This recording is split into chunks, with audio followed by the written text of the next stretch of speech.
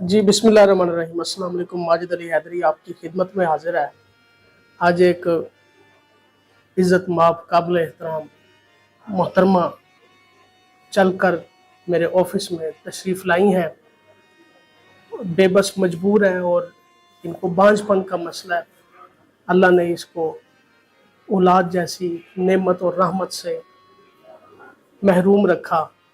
शादी हुई थी, इनके हस्बैंड का इंतकाल हो गया, बेवा खातून है और इस वक्त पुरसाने हाल ये है कि जॉब कर रही हैं और जॉब से जो सैलरी मिलती है उसी में से घर का रेंट, बिजली के बिल वगैरह बड़ी मुश्किल से पे करती हैं और बहुत मुश्किल से अपना पेट पाल रही हैं।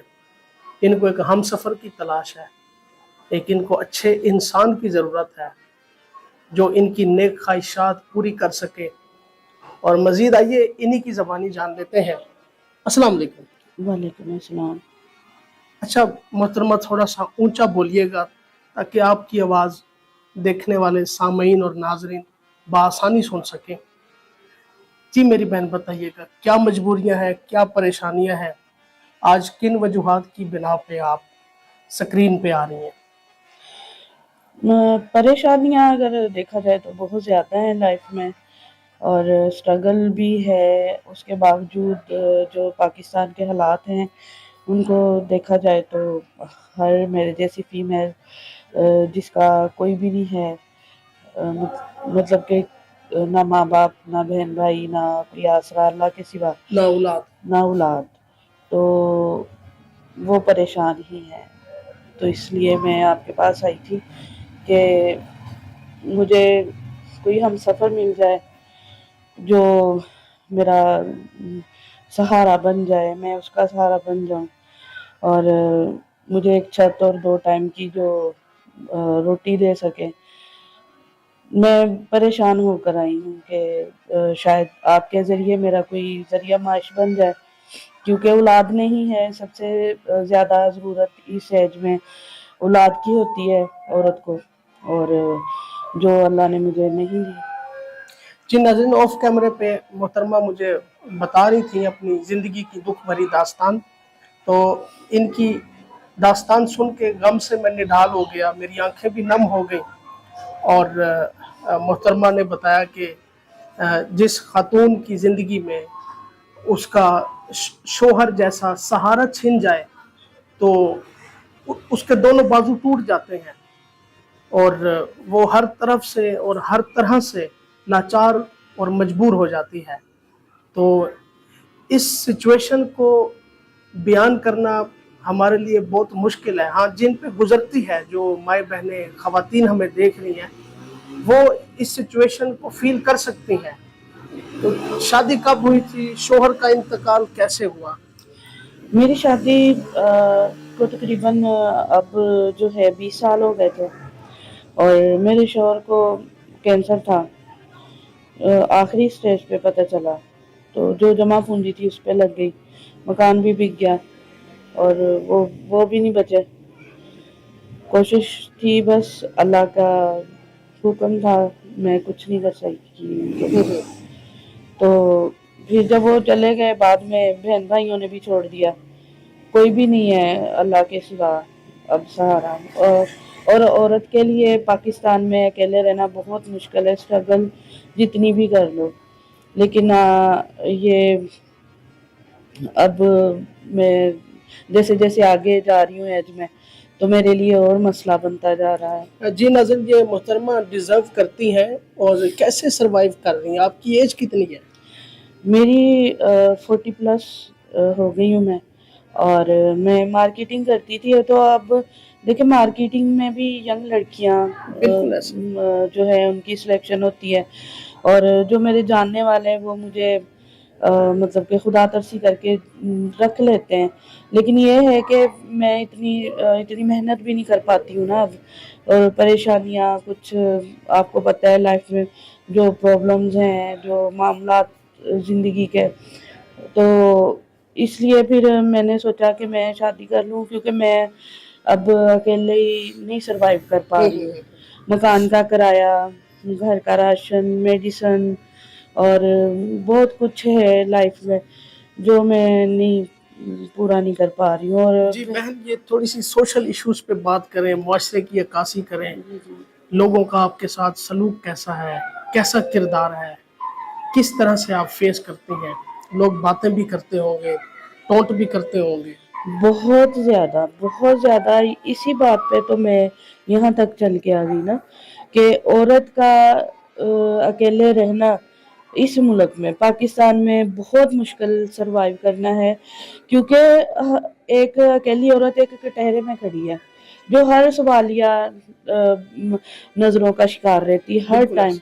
اور ہر ٹائم اس کو اپنے مطلب کہ دفاع کے لیے صفائیاں پیش کرنی پڑتی ہیں. اور جتنی بھی صفائی پیش کر لے عورت، لیکن کوئی مطمئن نہیں ہوتا، چاہے وہ ہمارے بہن بھائی ہیں، چاہے ہمارے خاندان والے ہیں. کسی نے مدد نہیں کی. سب باتیں انگلیاں اٹھانے والے بہت ہاتھ اٹھے، لیکن مدد کے لیے کوئی بھی نہیں آگے بڑھا. آپ کے جو ریلیٹیوز ہیں، نیبرز میں لوگ جانتے ہیں، کسی نے ہیلپ نہیں کی؟ بالکل بھی نہیں. میں یہاں تک بتاؤں کہ جن لوگوں کی میں مدد کرتی تھی، جب مجھے مدد کی ضرورت پڑی انہوں نے میرے منہ پہ دروازے بند کر دیے. میرے اپنے بہن بھائیوں نے مجھے ٹھڈے مار کے گھر سے نکالا. اچھا، سنا ہے عروج کو زوال ہے. بالکل ایسے ہی ہے. ایک وقت تھا آپ پہ بھی عروج تھا. جی بالکل تھا. میں بلکہ اپنے بہن بھائیوں کی خود مدد کرتی تھی. میرے گھر سے راشن جاتا تھا، رمضان میں جاتا تھا. اور خاندان میں کہیں شادی ہونی، کوئی رمضان ہونا، کچھ بھی ہونا، تو سب کے کالز مجھے آتے تھے کہ یہ شادی ہے، ہماری ہیلپ کریں، رمضان ہے تو پلیز ہمیں تھوڑا مدد کریں. جی آپ بتا رہی تھی، آپ رمضان المبارک میں جب آپ کے حالات اچھے تھے تو راشن بھی بانٹا کرتی تھی غریبوں میں. تو کیا زوال کو بھی عروج آتا ہے؟ ہاں انشاءاللہ آئے گا. آئے گا انشاءاللہ. بہت دیکھا بھی ہے اور اللہ پہ امید بھی ہے. دیکھیں اللہ سے نا امیدی تو نہیں کی جا سکتی نا. بالکل، نا امیدی تو کفر ہے نا. بالکل ایسا ہی ہے. اچھا، ہمارے معاشرے میں ہراسمنٹ کا بھی خواتین شکار ہو جاتی ہیں، تو کبھی کسی نے ہراساں کیا آپ کو؟ بہت. پہلے نمبر پہ تو ہم اگر رینٹ پہ مکان لینے جاتے ہیں، ہم جن گلی محلوں میں رہتے ہیں، وہاں پہ اگر پتہ چل جائے کہ یہ عورت اکیلی ہے فیمیل، آپ کو پتہ ہے آج کل کا جو دور ہے اس میں تو بہت مشکل ہے. چاہے وہ فیمیل ینگ ہے، چاہے میرے جیسی ہے، یا چاہے ایجڈ ہے، تو بہت مشکل ہو جاتا ہے. اپنے آپ کو محدود رکھنا، بچا کے رکھنا، اور اپنے آپ کو ایک مطلب کہ درمیانہ رکھنا کہ ہم کسی کو چھوڑ بھی نہیں سکتے، اس معاشرے کے بغیر ہم رہ بھی نہیں سکتے، بالکل ایسا. اور اس معاشرے کے خلاف ہم کھڑے بھی نہیں ہو سکتے. یعنی کہ آپ کہنے کا مقصد یہ ہے آپ کا کہ جو اکیلے رہتی ہے خاتون یا لڑکی، وہ ہراسمنٹ کا زیادہ شکار ہوتی ہے. بالکل ہوتی ہے، بالکل ہوتی ہے. اس کو پہلے تو ہمارے گھر سے ہراسمنٹ والے اٹھتے ہیں نا، وہ ہراساں کرتے ہیں. اور ظاہر ہے جب تو آپ نے کس طرح فیس کیا ہے؟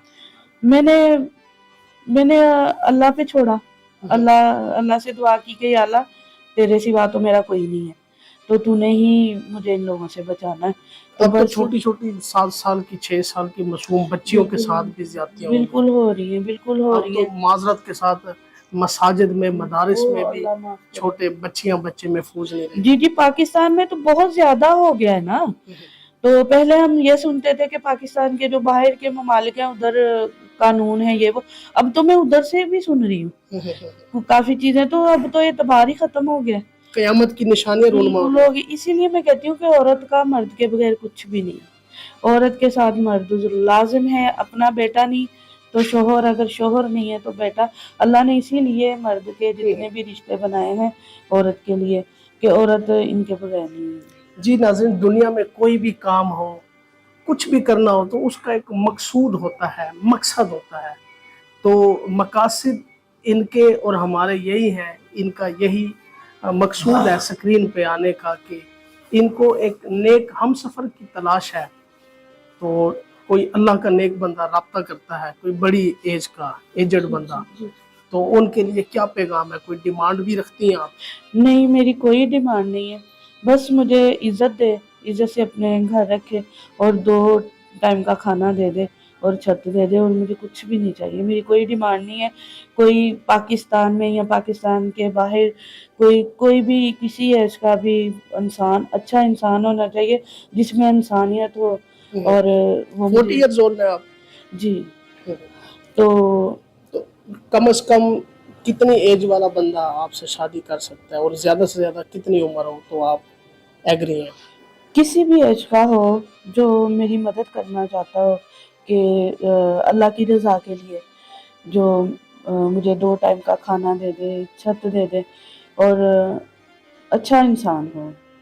مجھے جی یا اس کے کام سے یا کسی چیز سے کوئی ایشو نہیں، نہ میری کوئی ڈیمانڈ. جی جی ناظرین، آپ نے محترمہ کی، بہن صاحبہ کی داستان سنی ہے. جو لوگ خواہش مند نظر آتے ہیں، اسکرین پہ نمبر شو ہو رہا ہے ہمارے آفس کا، آپ لوگ رابطہ کر سکتے ہیں، اپنی ڈیٹیلز سینڈ کر دیں. ہم انشاءاللہ جو بھی آپ کو پرپوزل پسند آئے گا انشاءاللہ آپ کا ہم رشتہ کروائیں گے. اور فیس کے بغیر یہ معاملات نہیں چلتے، کیونکہ آنا جانا پڑتا ہے، پیٹرول بھی بہت زیادہ مہنگا ہو چکا ہے، ساری چیزیں جو ہیں وہ مینیج کرنی پڑتی ہیں. فی الحال مجھے اجازت دیجیے، دیکھتے رہیے the Daily View YouTube channel. خدا حافظ.